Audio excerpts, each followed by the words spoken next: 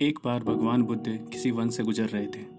गुजरते समय उन्होंने सोचा कुछ समय पेड़ के नीचे बैठकर विश्राम कर लिया जाए। जब वह विश्राम कर रहे थे तो उन्होंने देखा सामने एक व्यक्ति गड्ढा खोद रहा था। उसे खोदते खोदते एक हीरे जवाहरात से भरा पतीला दिखाई दिया।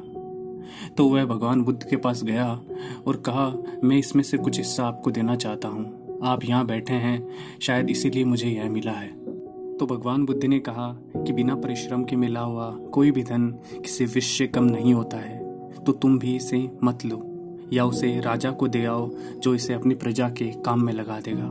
तो वह व्यक्ति नाराज होकर उठ चल दिया और वह बाद में कई सारी संपत्तियां खरीदता है, अपने लिए बंगला बनाता है। तो उसके किसी ईर्ष्यालु ने राजा को बताया कि उसे जमीन से एक हीरे जवाहरात से भरा पतीला मिला, जिससे उसने कई सारी संपत्तियां खरीदी है और अपने लिए ऐशो आराम बनाया है।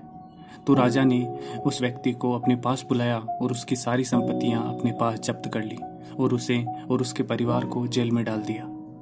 फिर जब एक दिन राजा जेल के निरीक्षण पे गया तो उस व्यक्ति ने राजा के पास आकर कहा कि भगवान बुद्ध ने सही कहा था कि यह पतीला किसी विष से कम नहीं है, पर मैंने यह नहीं माना और उनका कहीं अपमान किया, अनादर किया।